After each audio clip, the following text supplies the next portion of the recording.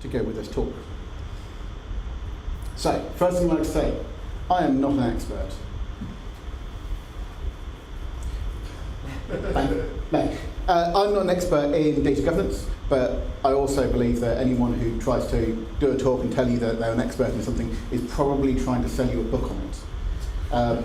This is what I know about data governance and what I found applicable in businesses we work with and solving problems that we've actually had. Today I'm going to be outlining a few different ways to deal with data governance, what happens if you ignore it, and how to handle data governance, as well as explaining what data governance is. We're going to talk about data a lot, and when people think of data, they think of basically one thing: databases, clearly. But I want to be clear. In the context of data governance, data is a lot more than just what goes into a database, or something like that. It is a lot broader, and it applies to businesses that don't use databases or anything that you might consider as data engineering. This is data architecture, and so covers a broad spectrum of things across the business. So instead, I will be exploring the concept of data through a SCAT, Spot. Although, really, I just wanted an excuse to use cat gifs for my talk. And, frankly, they're adorable. So, in the broadest terms, data is anything that can be written down or stored electronically. So, if you can think of something, if you can think, okay, if that's written on a piece of paper somewhere, that's data now. If you can copy it on a flash drive, even if the flash drive is the size of Google Data Center, it's data. Data governance is how you design and plan data handling and data management. How you actually execute it, that's InfoSec. And I'm not going to go into a great deal of that because I could be here all morning. There's a lot more to do data governance than I'll be covering. In fact, today I'm actually going to focus down just to the classification and handling aspects of it. People who are aficionados of data architecture and data governance will be like, there's a lot more to it than that. Well, I'm deliberately cutting it down to just one area because there's a lot to cover. So the first step is understanding how data works. Or rather, what is data? So, from my kind of broad, if it can be written down or stored electronically as data, I'll give you a few examples. Contents of a database. That's data. Not surprisingly, you want to protect that. If you get a data breach, then you think, okay, well the data's been leaked out of the database because it's got the word data in it. Passwords, the system, your admin password. Yeah, that's data too. Firstly, it can be stored electronically, and more importantly, if it gets breached, then that's a bad thing. People have access to data. Corporate policy or planning. So the documents that your CEO, CTO, CFO, someone in the C-suite's got about what you're planning to do with the company, that's data too, because it needs handling properly, it needs protecting. Think government documentation. For example, you wouldn't store the plans to invade Iran in a toilet of a golf club. That's not data handling properly. Your emails. You may think that an email saying, don't forget to fill in your timesheets isn't that important, but it's still data, it still needs to be handled properly. Because you might also have it next to another email which includes something that's sensitive. The source code for your system. So if I started with what's data, you'd still be thinking of databases. But the source code for your system, that is important information. It's something that can be stored electronically and can be transferred. It's something which, if someone gained access to it, could have consequences. It would gain an advantage to an attacker. It would show a lot about your corporate strategy, what you could and couldn't do. And it may well contain industrial trade secrets. So that's data too. Even the company name that you work for is considered data. Now, I'm happy to tell you I work for BJSS. In fact, some of you here may well be in the BJSS building itself. But you might notice that our lanyards do not have the name of the company on it. And that's actually part of our data handling and information security policy. So why do you need to protect it? So a data breach is when some piece of data ends up with someone who shouldn't have it. And that is the broadest definition I could come to. It's not just like some hacker typing away on their keyboard and shouting, "I'm in," whilst node modules installed in the background.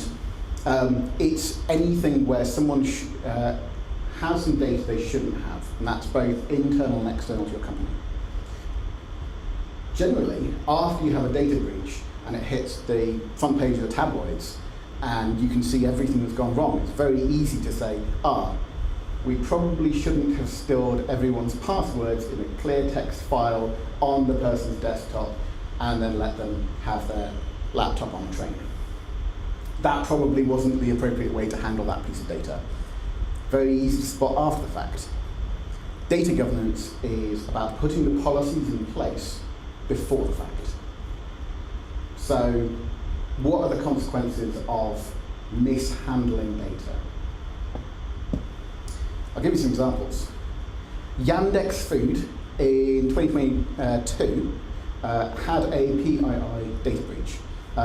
They are a food delivery application in Russia, like basically Grubhub or Just Eat or something like that, and they leaked out the names, phone numbers, and delivery details and food orders that people had, including the Russian secret police and their military bases. So you now have, if you go to this gate at 8 p.m. and phone this number, then someone will let you into one of the Russian military bases.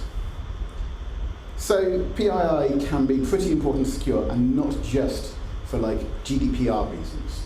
And if you're wondering what GDPR is, that is another entire talk, and there are significant financial implications to everyone involved in GDPR if it's not handled properly. User activity.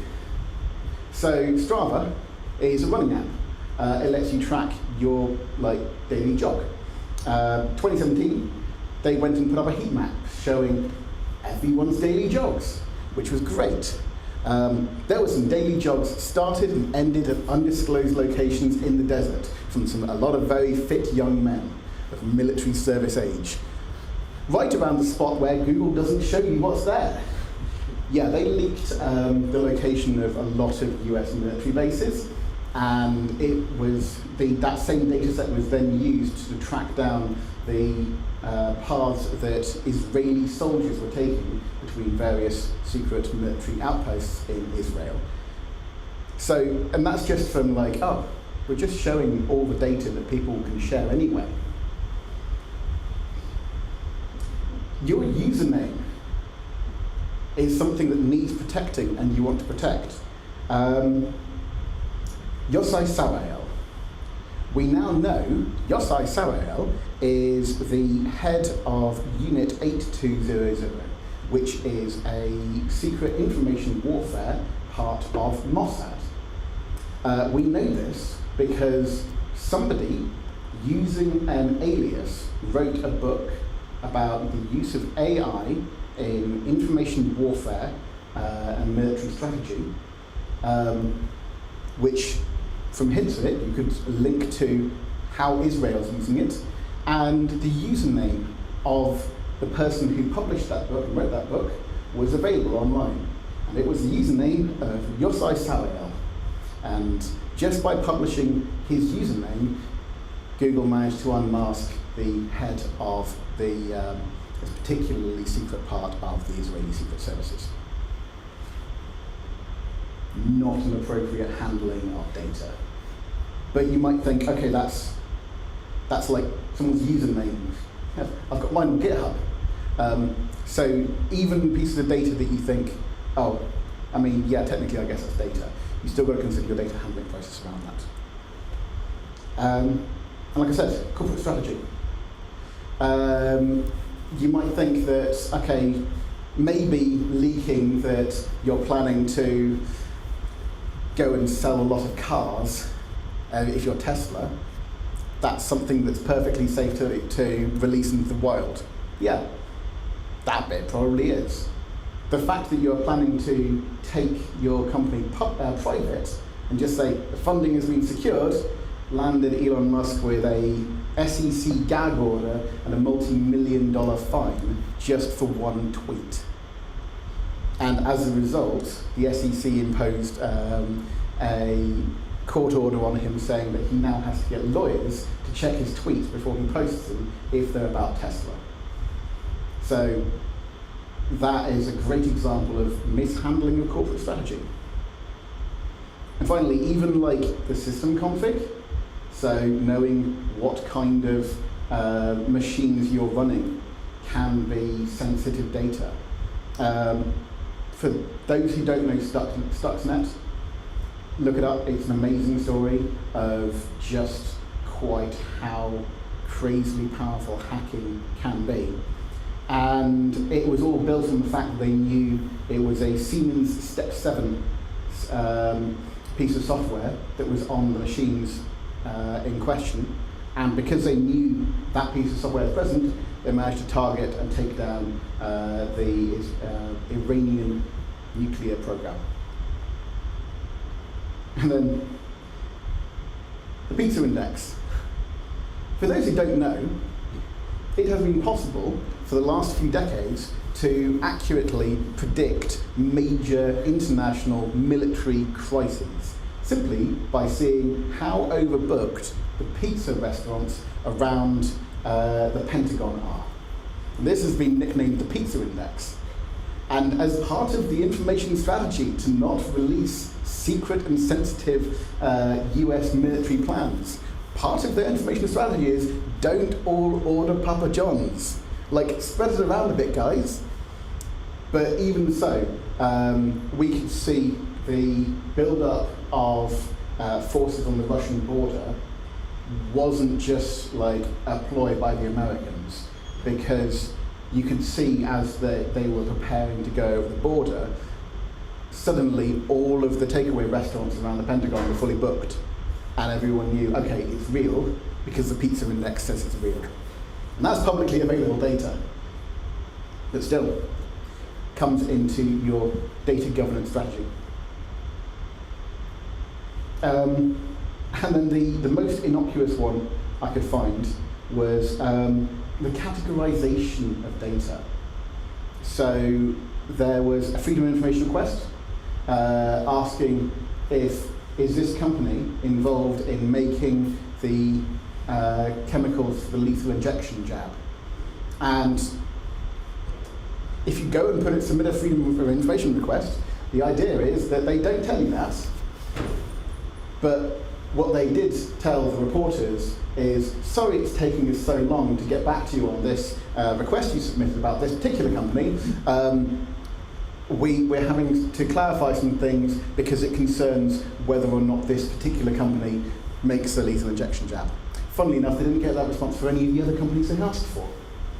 So that might have given it away a bit.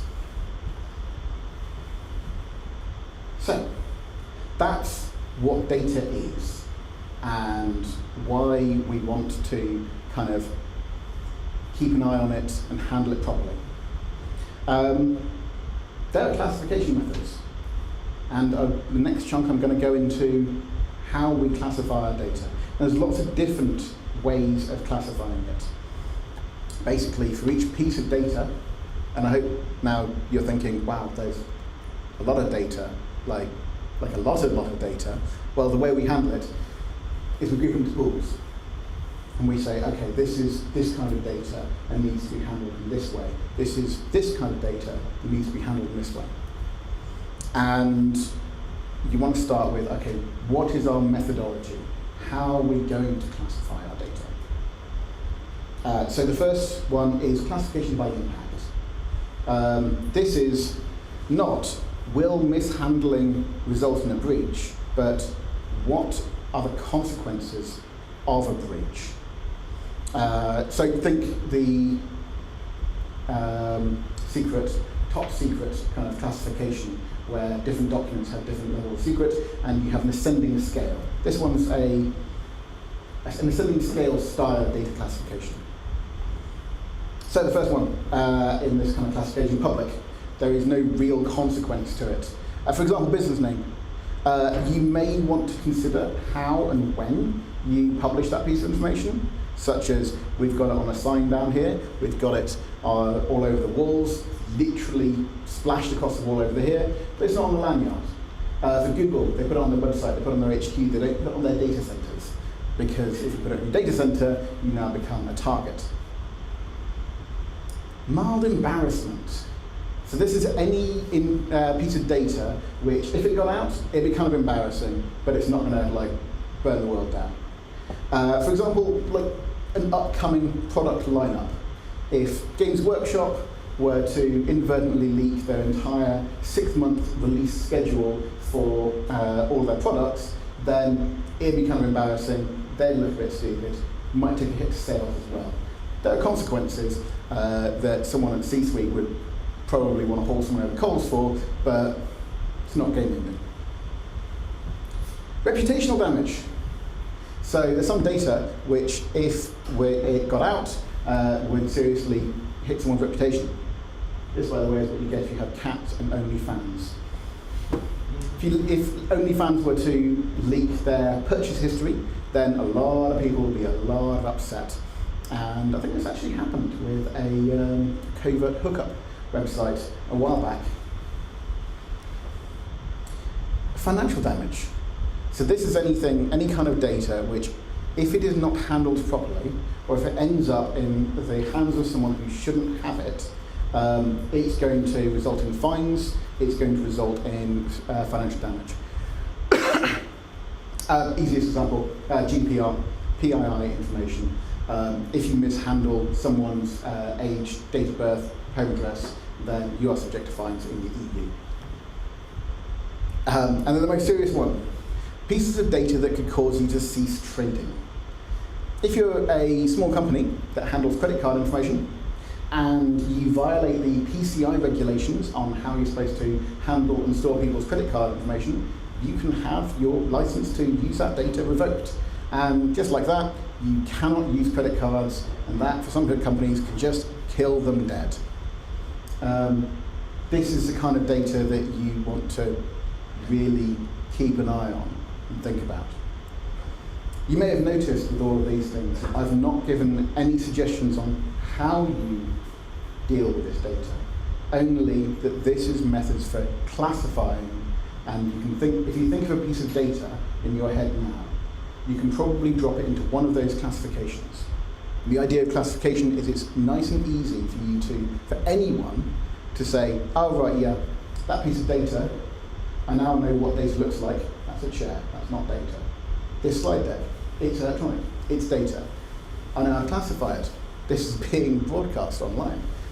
I'm going to classify as public data. I know how to slot it in. Classification by ownership. So this is a different kind of classification. This is less about like baddies accessing data and what would happen if a bad actor or a hacker got their hands on your data, but more about like who should actually see the data. This tends to deal with like dividing up your estate from inside a business. I'm going to give you some example classifications of this, but no two businesses are alike. For example, end users. There's certain data that you may have in your business that the people who you're selling stuff to need to see. Like they should be able to see their own data. They should probably be able to update their own data. The purchase history from my Amazon, I'd be upset if Amazon said, sorry, that's protected information. You, as a member of the general public, are not allowed to see your own purchase data. I probably shouldn't then be able to see other people's purchase data, or the corporate strategy, or the passwords, but I should be able to see my own. It's good for facilitating GDPR, but it's always worth noting that any public user could be a bad actor. And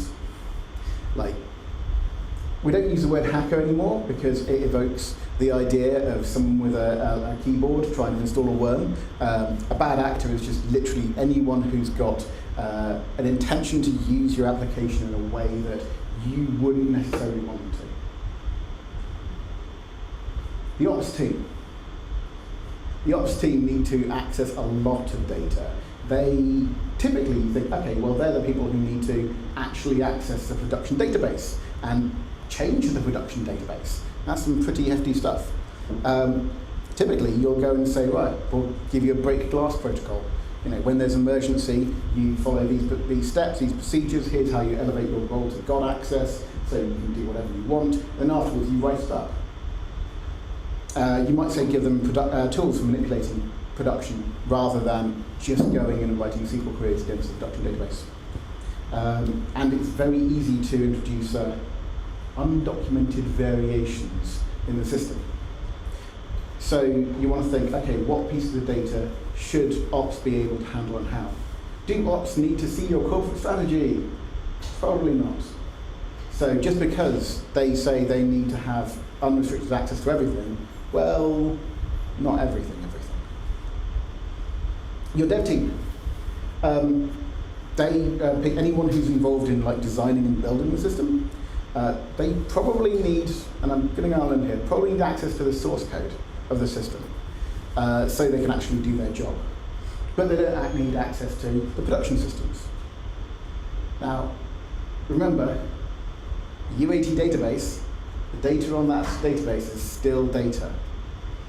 It still needs the appropriate level of protection around it, even if you say, don't worry, it's all obfuscated. We haven't got any customer information there. Restricting dev access to data is not about not trusting your devs. It's about not needing to trust your devs. If no one gave me production access, nobody has to worry that I could accidentally mess up the production system. And if I go and run a SQL query against a database, I know that can't be the product database because I don't have access to that, no matter how important I am, unless I needed access to that. The analysis team. So the data analysis team and analytics team tend to need access to a lot more data. In fact, the more data you can give to your data analysis people, the more that they can do with it. Which may be, okay, we'll give them everything.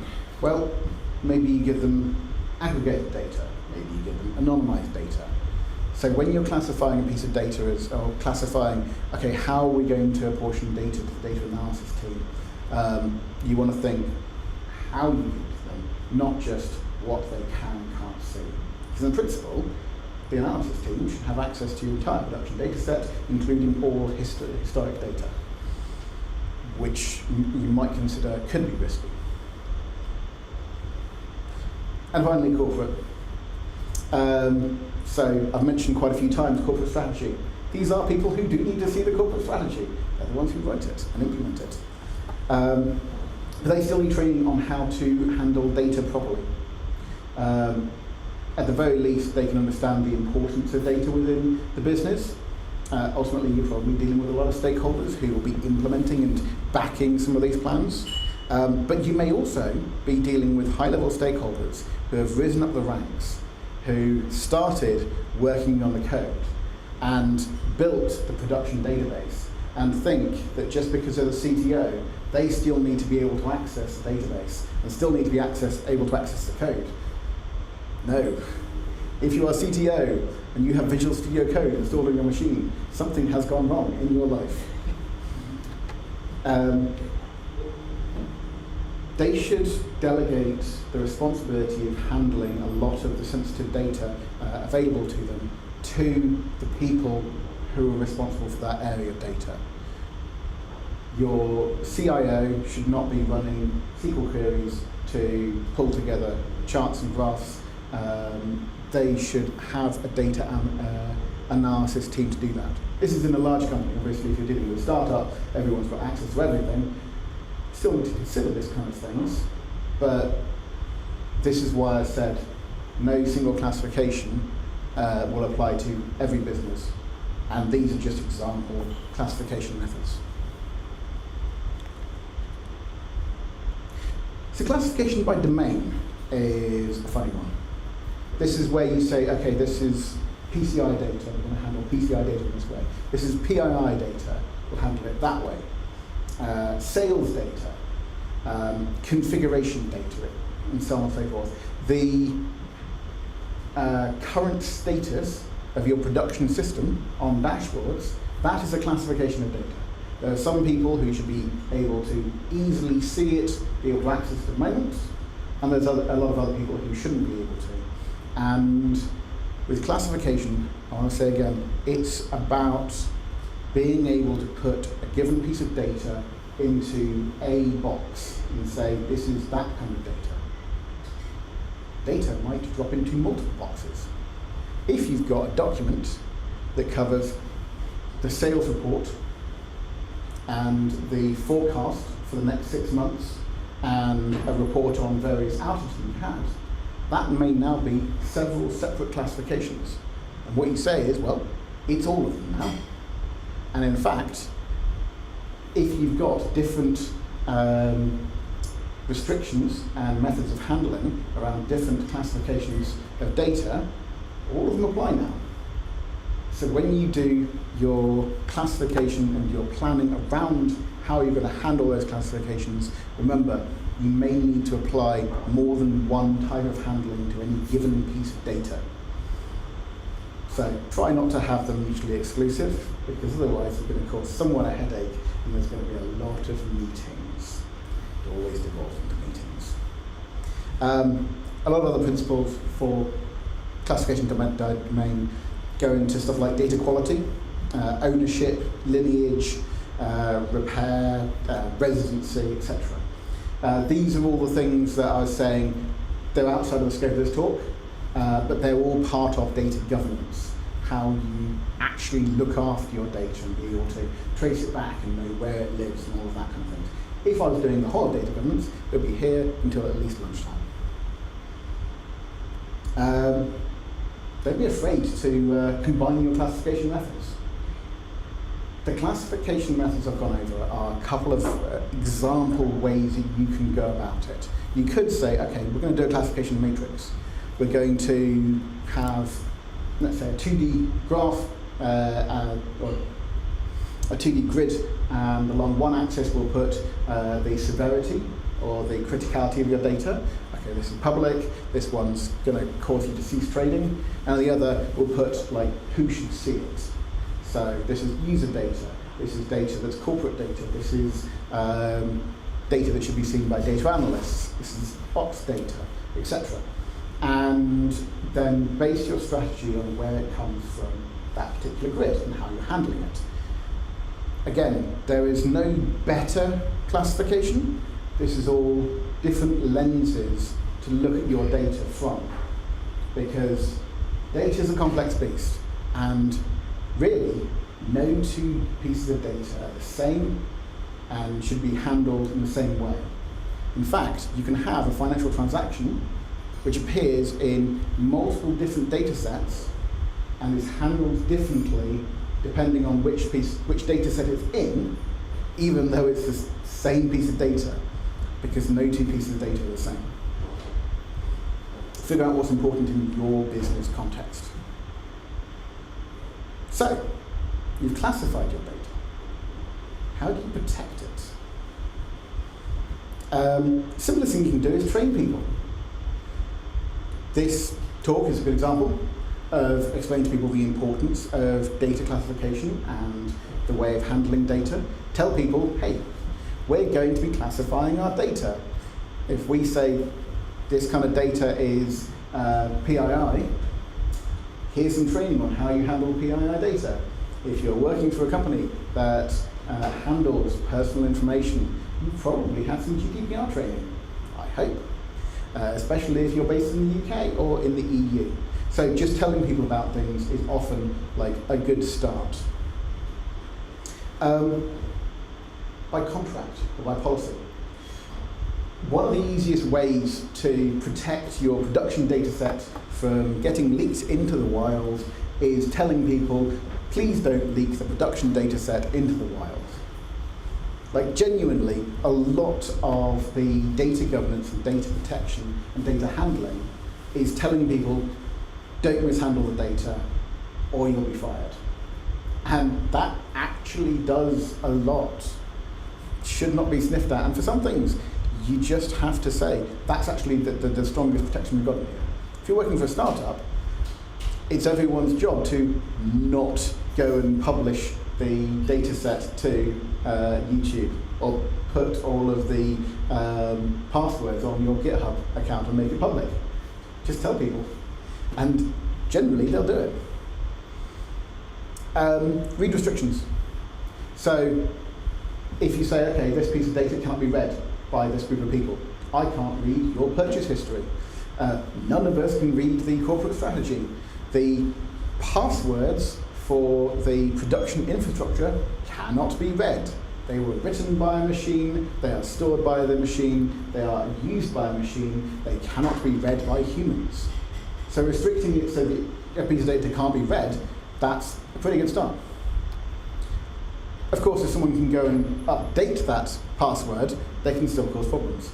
So you might say, we're going to restrict writing on this. A great example of that is an audit log. You can say, okay, well, the logs, anyone can read them. You can't go in and change them after the fact, because that's where you have your traditional hacker in a film saying, oh, I cleaned up after myself after I left. What they mean is they dump the audit logs. If you make it so the audit logs cannot be dumped by any human, then you've got a record of what people are doing. And that's just simply slapping a write restriction on them. Write up and read down is one of my favourite pieces of data governance. So this comes out of the US military. Basically, it says if you've got like a secret clearance level, then you can read anything at secret or below. But whatever you write is always secret or above. It is perfectly possible for you to write something down and then not be able to see it. If you are, say for instance, a cook in the White House who is tasked with picking up the delivery from KFC and the can of Coke, you might not have top secret clearance. You might need to write in your work log what you were doing today. That might be, I delivered a can of Coke to the President and to Vladimir Putin in the Oval Office. That is top secret. Thank you very much. That is a US secret. They probably do not want leaked. You will not have clearance to read that data, but you wrote it. And now it's got a classification that's higher. The idea being that if the President were to say, oh, for lunch I had a can of Coke whilst discussing our plans to invade Iran, then it doesn't matter what level of like secret clearance he thinks that is, everything he writes down is top secret. So whatever you write is your clearance or higher, and whatever you read is your clearance or lower. You can audit access. So where we said don't dump the audit logs, you can say, right, anyone who wants to access PCI data to see someone's credit card numbers, that goes in the audit log. Fairly simple, incredibly powerful. Does mean you're going to be like filling up some disk space somewhere, and that audit log now becomes data. But for example, the police, if the police access someone's confidential criminal record, there's a log for that, and there have been people caught. So there was an IT person who worked for the police who was hit with something like 10,000 data breach charges, and this was because during his lunchtime he was just perusing random people's criminal records. Now, this person in this case was actually given a slap on the wrist because they didn't know that they shouldn't do that, but they were picked up because it was all audited. Tool access. So this is great because it allows you to combine restricting data access and auditing in one. If you say, okay, customer credit card information, the full card number and PIN, that can be accessed via this tool, but you can only look at one person's information at a time. And you can't copy it. It renders it as a GIF or something like that, JPEG, let's say, and your username is going to be logged in the system when you do that, because you need to for your job in the call center. That's fine. But by slapping a tool around that, you can control who can do it, who can't do it, how they can do it, and you can see that they have been doing it. You're still allowing people to access that data. Sanitize your data. If you are building a UAT database, for the love of all that is holy, please obfuscate the names and addresses and phone numbers of all the people in that data. Don't think that you're done just because everyone in the database is called like Bob Smith and they all live at 123 Wallaby Drive, because you can still actually infer things from that. If you're working for, say, a gambling company, and there's Bob Smith who lives at 123 Wallaby Drive and just placed a $100,000 bet on this team to win and keeps on placing a lot of bets and winning a lot of bets, that's a piece of information. And you might be able to piece together who that actually is based on public records. So your UAT data is still sensitive data, but at the very least, you should make it so it doesn't just publish all of the information. Because if that data gets leaked, you're still in trouble, and there's still going to be consequences, but at least they won't be as bad as if you had it full of actual people data. You might want to air gap your storage. This is what I've got for air gap and captive. Because you wouldn't download a briefcase. Ultimately, if something's only written down on a piece of paper, yes, it's data, but it is a lot more difficult for you to inadvertently publish. Now, if anyone's seen the original Mission Impossible film, then you'll know that even air-gapped storage can be breached. There is no such thing as security, only layers of protection, but it is much easier to protect a piece of data if it's not somewhere that anyone can actually access it without physical access, and that actually makes up a lot of security policies for things like the United States military, who will and for the judicial system. You can also set your data to auto-destruct. So this is, if you've ever wondered why have you got a policy where all of your emails delete themselves after 1 month, or ever been frustrated by that policy and say, oh, can I set it to forever? And they go, maximum of a year for things you need. It means if someone gets their hands on your login and access, they can only see 1 month's worth of information, and you can't rebuild the entire state. You don't have to worry as much about sending sensitive data over email if you can only get a 1 month snapshot. Now, do emphasize as much.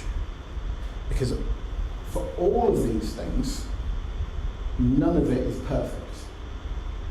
Even saying, I'm just not going to write this piece of information down. I'm only going to tell people like face to face. Don't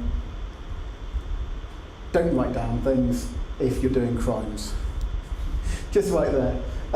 Number one thing from listening to a lot of crime podcasts, don't write down your crimes. Especially if you're like a former president and you've got a lot of trusted people around you. If they're all writing down what you're doing as well, it may end up in court in front of you. Similarly, if you've got a sensitive corporate strategy or military plans or something like that, just not writing it down means that you do not need to worry about how you're going to protect that piece of data.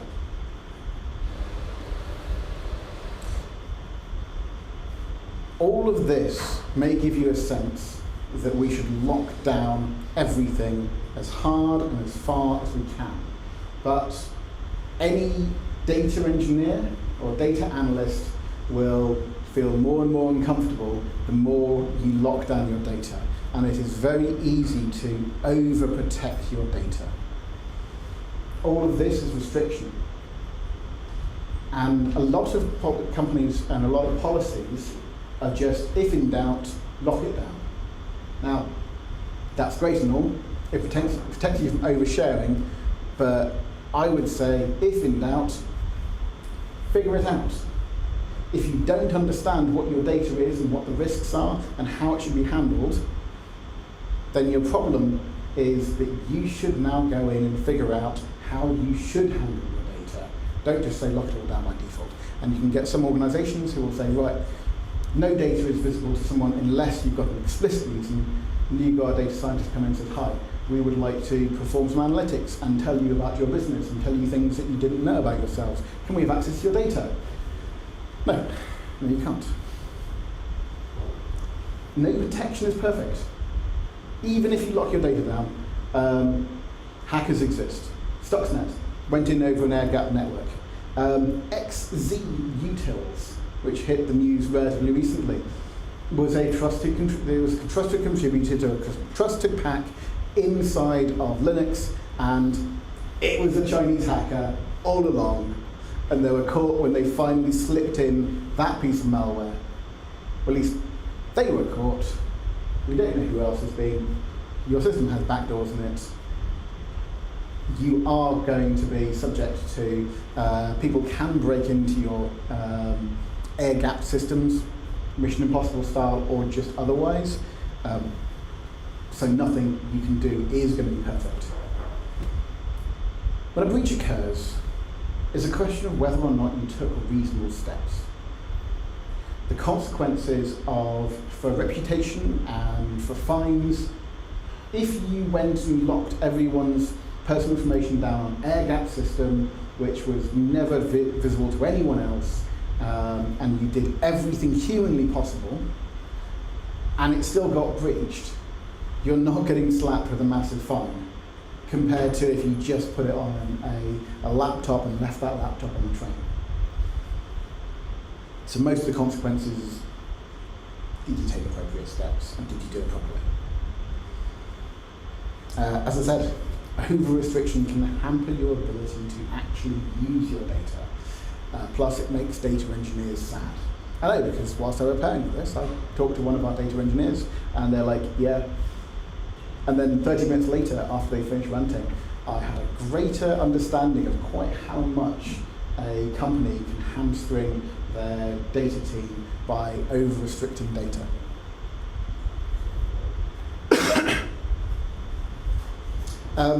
Trust is a big thing. Consider carving out a data role exception. As I said before, one of the simplest things you can do is telling people, don't leak the data, or you may be subject to disciplinary stuff. You can have an organization which has a very secure data posture and say, right, we've got it locked down across the system, except for this person here. They can see whatever they want. Why? Because we pay them £1 million a year, and we tell them, don't leak the data, it'll be very naughty. And that can allow that person to suddenly produce those data insights for you. You can carve out that exception for the data team.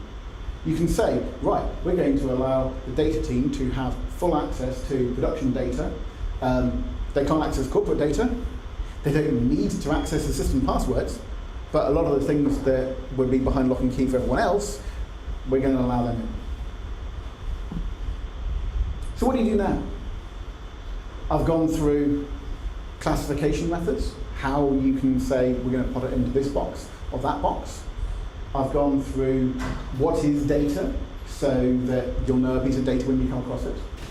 And I've gone into, okay, how can we actually protect data, running from telling people data's important, don't do data, okay, all the way to, yeah, just put it in an air-gapped file system and don't worry, it's too old to actually, what's his name? I was going to say John Travolta's too old to break into your systems, but it's the other Scientologist. Tom Cruise. That's your man. Yeah. Tom Cruise is now too old to break into your data warehouse physically, so maybe that'll help. But your next steps are, firstly, understand your data landscape. So what risks are you facing? What are the weaknesses that you might have? You might say, you know what? it occurs to me that every dev in this system has access to the production systems, and all of them have like star access to the entire AWS infrastructure, and in fact, everyone has access to everything. Might want to look into that. What are your blockers?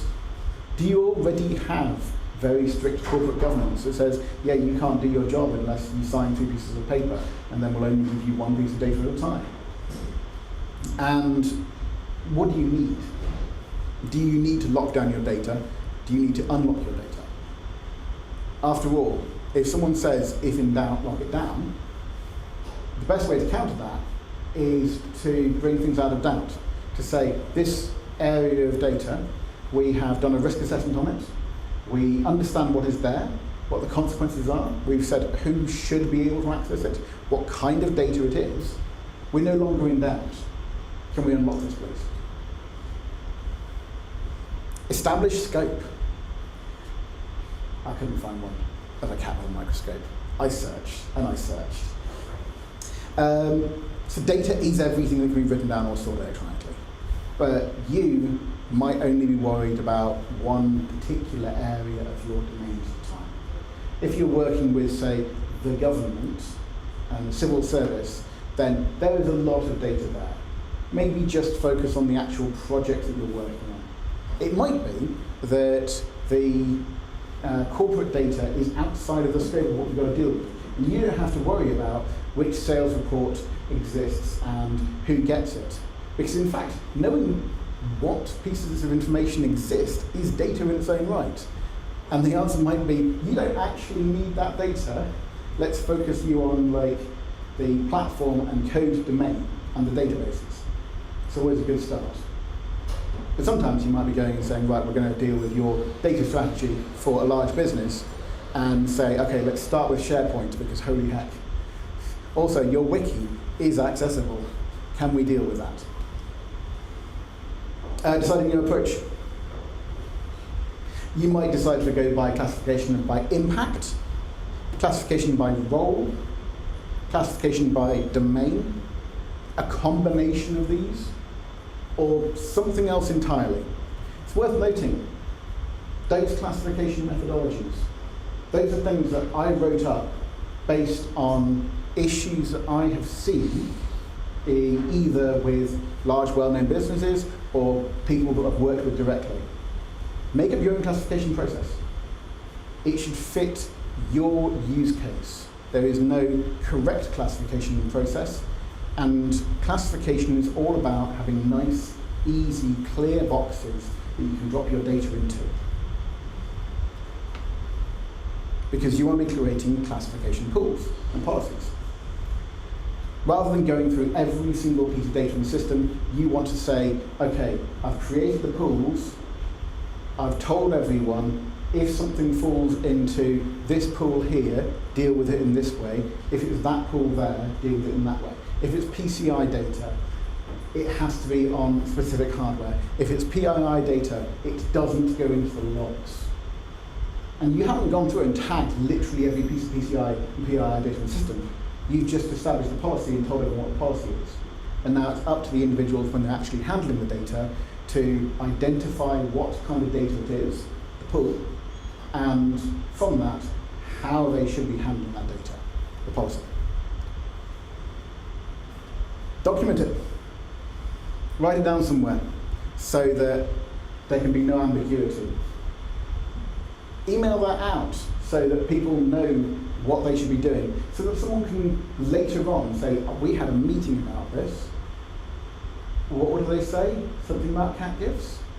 Oh, wait, there's a document about that. You can go and read up. And that will allow you to make it consistent and make sure it's accessible to everyone. Classify your data. So if you're dealing with a, for instance, large organization with a lot of data where the job you're doing is data classification and data governance, you may next want to say, right, let's start going through your SharePoint and actually divvying this stuff up. Because I've told you to not put sales data next to your passwords. Let's see if you are, and let's tackle some of those tricky documents that actually cover like every single different kind of data under the sun. There are tools that exist that will help you with this, and it may take you a while, but if you don't start, you'll never finish. You might never finish, but you'll certainly be a long way further on than if you didn't start. And so you just classify new data as it's introduced. When someone says, oh, we're going to add Kafka to the system, it's going to allow us to stream data through the system. Go, okay, brilliant. With each new topic you add there, can we just tag it with like the data classification that it's got in it? And then if someone goes and says, oh, this one, we're going to tag that with the PCI one, you go, let's not put that in Kafka, shall we? Let's put that somewhere else. Maybe we'll put an ID and a link to the PCI data there. And that can allow you to catch when people are doing something they shouldn't. And it can also allow you to say, well, actually, it looks like we're going to need to have a PII Kafka cluster, which has got all the toxic data on it that's really sensitive. And we're going to have an everything else data Kafka cluster. And the PII one, that's going to have auto-delete on it, because we can't sift through for right to be forgotten. But we can just say, don't worry, it's gone after 24 hours. Train people. The biggest and easiest thing you can do, as I said, is explain to people why data governance and data classification is important, how to do data classification, how to handle data, and what the consequences are, both to the business and to them, so that it feels a bit more real. And then suddenly you'll have a business where everyone is making data governance an important part of what they do, not just the data controller. And finally, some living documentation. If you write everything down, it's going to go stale. Business does change. Update it as you go. Make sure it keeps up to date with discoveries you've made, mistakes you've made, corrections. Because otherwise people will say, oh yeah, we've got a data governance thing, but it was written in 2020, so I don't know how applicable it is. If you say you've got you should be able to say, we've got data governance documentation and it's up to date right now. Because if you tell someone it was written 5 years ago, they can assume it's not even worth reading. So, in recap, anything is data if you believe in it. Anything that can be written down, anything that can be stored electronically is data. And as long as you know that and understand about data governance, about data protection, you'll start to say, okay, all this data, YouTube videos, they're fine. This data here, however, that you just mentioned, actually, we need to have a discussion about that. Things can go wrong. Sometimes things go wrong and it's bad. You'll get a data breach. Governance is a way to try and prevent it or minimize it. The Yandex food, they leaked out the delivery addresses. They didn't leak out the home addresses. They didn't leak out the credit card numbers, because they held those two pieces of data in different places, because they knew that delivery drivers needed to know where to take the food, not where someone's home is. They applied some data governance and that protected them to a certain degree. Didn't protect them from coming into my slide deck, but it could have been worse. Things will go wrong. Like it or not, there is no data protection strategy strong enough to protect data. This is why it's data governance rather than perfection. Making sure you've got the right policies and practices in place will save your bacon, and half the time, and the other half the time it means when you get hauled up in front of parliamentary inquiries, everyone's going to be like, yeah, you did everything you could. Oh well, sucks. And the people who are hauling you over the coals probably hauled 5 other people over the coals today, and you're the only one who actually protect their data properly. Don't strangle your data estate just for the sake of it. If in doubt, remove the doubt. And that's it. Any questions?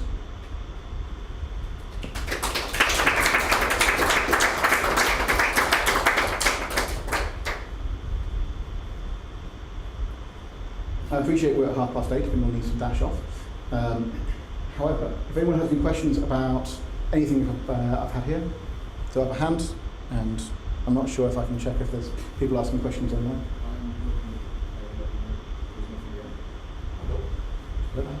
So passwords, time I've worked 4 times I've had to break into access with the paradox Excel. People left or forgotten passwords. So you can protect things, but passwords are not really very good. How does that, I was told to break into with told to break into paradox. So I just felt guilty doing it, but I knew how to do it. So the question is, if we're password protecting things, sometimes we then have to break into the things that we've password protected ourselves. How do you reconcile passwording things in a breachable fashion and then also breaching the things that you passworded? At the end of the day, when it comes down to data governance, data ownership, someone owns the data. The person who has the password to that file probably isn't the data owner. If I write a piece of data about BJSS, right, I'm not actually the data owner. BJSS is, because that belongs to the business. So to answer the bit about how you reconcile having to break into something that someone else has written, that data you were asked to break into by the business. The owner of the data was the business. The person who wrote that data and passworded it, wrote it for the business. So ultimately, this is the same as when a locksmith shows up to change someone's locks. They get permission from the landlord or the owner of the house, because that's whose locks it is, not the person who's physically got the key and not the person who put it in. Someone passworded some data that could be broken into. Yeah, they could have also put it on an air-gapped system. They could have hidden it in a filing cabinet. Nothing can be protected fully. Ultimately, though, having that password on it would stop someone from casually being able to read it. Passwording a file that can be broken into if you know how protects it from people who don't know how. And a lot of people you work with probably couldn't break into that file. And they certainly couldn't break into it casually.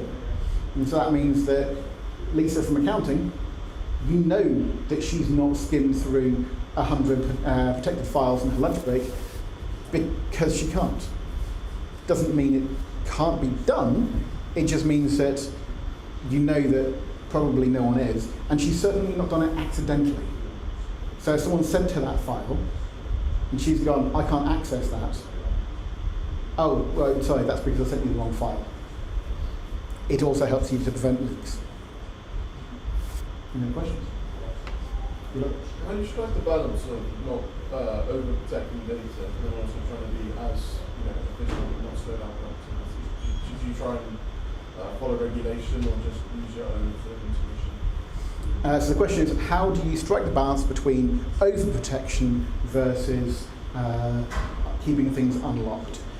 Firstly, regulation. You mentioned it, 100%. If there are regulations around the kind of data that you are handling, follow those regulations to the letter at least. That's because data protection regulations tend to be when someone has done data governance not on a company level, but a national level. Or in the case of GDPR, an international level. Follow those regulations, partly because you might get slapped with a fine if you don't.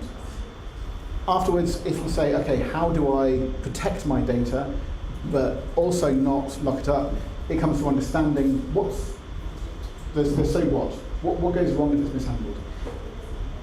Are you handling it well enough? You can say that your company financial data would be really bad if it got mishandled, but we're still not putting them in a vault at the bottom of the earth in an air-gap system. Could be protected better, yes, but it's about doing what is realistic and what still allows people to use it. So it's always going to be a trade-off between usability and practicality and with, okay, how do we actually make sure this thing is protected in a way that afterwards people aren't like, Why are all the passwords in plain text? At the end of the day, hindsight is 20/20, and a lot of data governance is saying, can we do the hindsight beforehand? Which often is, can we learn from mistakes whilst not massively overcompensating? It's a balancing act, and it's just judgment, but also regulation.